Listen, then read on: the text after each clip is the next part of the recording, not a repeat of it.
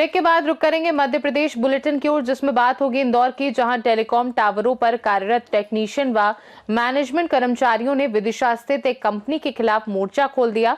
साथ ही बात होगी सारंगपुर की, जहां राष्ट्रीय स्वयंसेवक संघ के शताब्दी वर्ष और राष्ट्रीय युवा दिवस के अवसर पर विशाल हिंदू सम्मेलन का आयोजन किया गया। ऐसी तमाम खबरों पर विस्तार से करेंगे चर्चा। इंदौर में टेलीकॉम टावरों पर कार्यरत टेक्नीशियन और मैनेजमेंट कर्मचारियों ने विदिशा स्थित एक कंपनी के खिलाफ अपनी 9 सूत्रीय मांगों को लेकर श्रम विभाग के अधिकारियों से मुलाकात की और ज्ञापन सौंपकर अपनी समस्याओं से अवगत कराया। कर्मचारियों का कहना है कि उन्हें पूर्व में आश्वासन दिया गया था, लेकिन अब तक उनकी कोई भी मांग पूरी नहीं हुई। उन्होंने बताया कि निचले स्तर के कर्मचारियों को केवल 8,000 रुपए और उच्च स्तर के कर्मचारियों को 13,000 रुपए से अधिक वेतन नहीं मिलता, जबकि वे जोखिम भरे कार्य करते हैं। साथ ही कंपनी द्वारा बीमा नहीं कराया जाता और ओवर टाइम का भुगतान भी नहीं होता। कर्मचारियों ने श्रम विभाग से जल्द समाधान की मांग की और चेतावनी दी कि यदि उनकी मांगों पर कार्रवाई नहीं हुई तो वे मुख्यमंत्री से मिलकर अपनी समस्याओं से अवगत कराएंगे। हमसे 24 घंटे टेलीकॉम टावर पे काम करवाया जा रहा है और जो हमें सैलरी और कन्वेंस चाहिए उस हिसाब से सैलरी कन्वेंस भी नहीं है। रात में पानी गिर रहा है, कुछ भी हो रहा है, आंधी तूफान किसी की तरह की हो रही है, हमको लोकेशन पे साइट पे पहुंचना पड़ता है। उसके लिए कंपनी बार बार प्रेशर और ये भी करती है। आपका बीमा इंश्योरेंस वगैरह? हमारा बीमा और इंश्योरेंस भी नहीं है कुछ भी।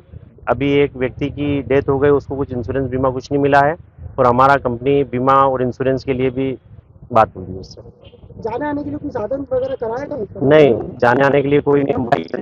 नाइट में टावर लोकेशन कितनी दूरी पे होती है? टावर लोकेशन कम से कम 25 से 30 किलोमीटर के बीच में होता है, 30-35 किलोमीटर, कोई 50 किलोमीटर भी हो जाती है। और इनकी हाइट कितनी होती है? इनकी हाइट होती है 40 से 50 मीटर। आप लोग टावर पे नहीं, हमारा टावर पे चढ़ने का कोई काम नहीं है। हमारा इलेक्ट्रिकल काम है, जो कि साइड अभी आउटडोर बन चुकी है, जिसमें पानी गिरता है, हवा चल रही, तूफान हो रहा है, उस समय हमको काम करना पड़ता है, जिससे मेरी सेफ्टी के लिए हमें कंपनी इंश्योरेंस और ये करवाए। आपका परिचय? मैं भूपेंद्र सिंह पवार, धार लोकेशन। इंदौर से सीनियर संवाददाता अंकित की रिपोर्ट। इंदौर के आनंद नगर चितवाद स्थित royal academy higher secondary school का वार्षिक उत्सव जाल सभागृह में हर्षोल्लास और गरिमामय वातावरण में संपन्न हुआ। पिछले 24 वर्षों से प्री नर्सरी से कक्षा 12वीं तक गुणवत्तापूर्ण शिक्षा प्रदान करने वाले इस इंग्लिश मीडियम स्कूल में वार्षिक उत्सव की शुरुआत मुख्य अतिथियों द्वारा माल्यार्पण और दीप प्रज्वलन से हुई। ऊर्जा थीम के अंतर्गत विद्यार्थियों ने नृत्य, नाटक और गायन प्रस्तुतियों के माध्यम से अपनी प्रतिभा, आत्मविश्वास और सृजनात्मकता का प्रदर्शन किया।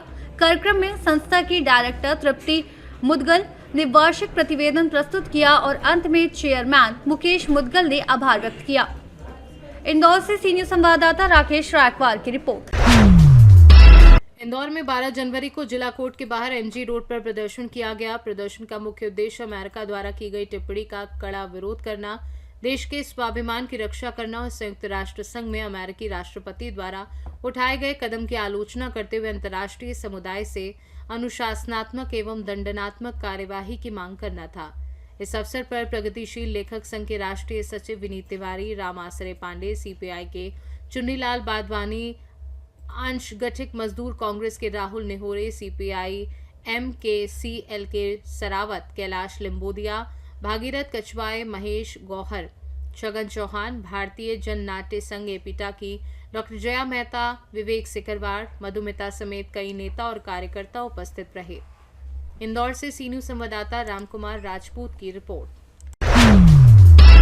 सारंगपुर तहसील के दशहरा मैदान पाडलिया माताजी में राष्ट्रीय स्वयंसेवक संघ के शताब्दी वर्ष और राष्ट्रीय युवा दिवस के अवसर पर विशाल हिंदू सम्मेलन का आयोजन हुआ। कार्यक्रम में आसपास के क्षेत्रों से बड़ी संख्या में हिंदू समाज के लोग, कार्यकर्ता और श्रद्धालु उपस्थित रहे। मुख्य वक्ता साध्वी सरस्वती दीदी ने प्रेरणादायक आशीर्वचन दिए और कहा कि स्वामी विवेकानंद और जीजाबाई के जन्म जयंती पर प्रत्येक सनातनी मां अपने बच्चे को संस्कारी और शक्तिशाली बनाए।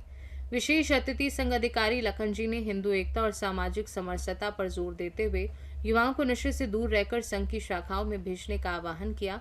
कार्यक्रम में पाडलिया माता जी के विद्यालय और वीर शिवाजी संगठन द्वारा संघ के शताब्दी वर्ष में दिए गए पंच परिवर्तन पर प्रस्तुति, स्थानीय जनता के सहयोग से सम्मेलन सफलता पूर्वक संपन्न हुआ और समाज तथा राष्ट्र की उन्नति की कामना के साथ सामूहिक भारत माता की आरती के साथ समापन किया गया।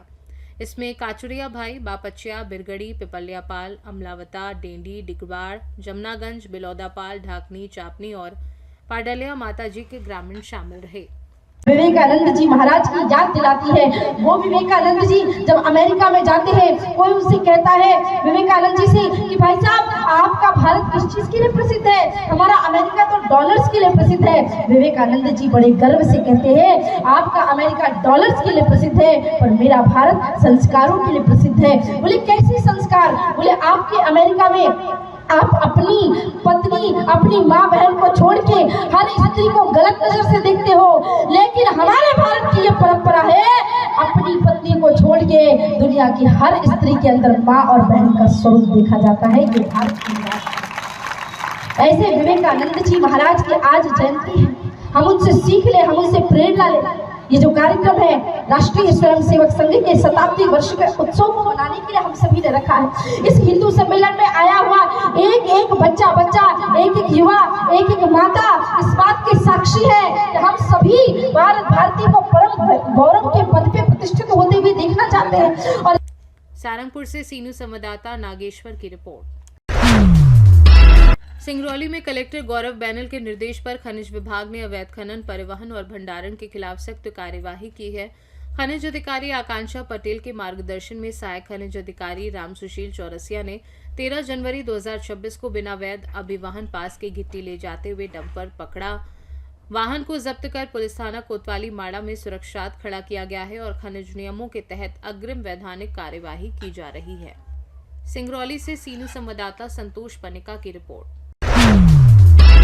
उज्जैन में एलएलबी की पढ़ाई कर रही छात्रा वैष्णवी कंडारे पर गलत दस्तावेज प्रस्तुत कर अधिवक्ता सनद प्राप्त करने का मामला सामने आया है। उज्जैन जिला न्यायालय में प्रैक्टिस करने वाली अभिभाषक नरेंद्र गहलोत ने बताया कि छात्रा ने बिना डिग्री प्राप्त किया और तथ्यों को छिपाकर मध्य प्रदेश अधिवक्ता परिषद से सनद ले ली और न्यायालय में अधिवक्ता के रूप में काम शुरू कर दिया। उन्होंने इस संबंध में राज्य अधिवक्ता परिषद, उज्जैन अभिभाषक संघ और पुलिस को शिकायत एवं दस्तावेज उपलब्ध कराए और दोषी के खिलाफ कार्यवाही की मांग की। उज्जैन अभिभाषक संघ के अध्यक्ष ओम सारवान ने कहा कि छात्रा संघ से रजिस्टर्ड नहीं है और सनद के लिए उसकी कोई सिफारिश नहीं की गई है। व्यवसाय के विरुद्ध एक फर्जी अधिवक्ता को हमने न्यायालय परिसर उज्जैन में पकड़ा है। उसके तमाम सबूत मेरे पास में मौजूद है। वो उपरोक्त छात्रा वैष्णवी कंडारवे एलएलबी 5th सेम में विधि महाविद्यालय लॉ कॉलेज उज्जैन में वर्तमान में अध्ययनरत है, जिसका 30 जनवरी 2025 को पेपर है। उपरोक्त विद्यार्थी ने बार काउंसिलिंग मध्य प्रदेश जबलपुर को गुमराह करते हुए 29 सितंबर 2025 को असत्य आधारों पर सनद प्राप्त कर लिया है। पूछ कर देना। उज्जैन से सीनू संवाददाता सुरेश जाटवा की रिपोर्ट। मध्य प्रदेश और छत्तीसगढ़ बुलेटिन में फिलहाल के लिए इतना ही। बने रहिए सी न्यूज़ भारत के साथ। हर खबर आपके साथ, आपके हाथ।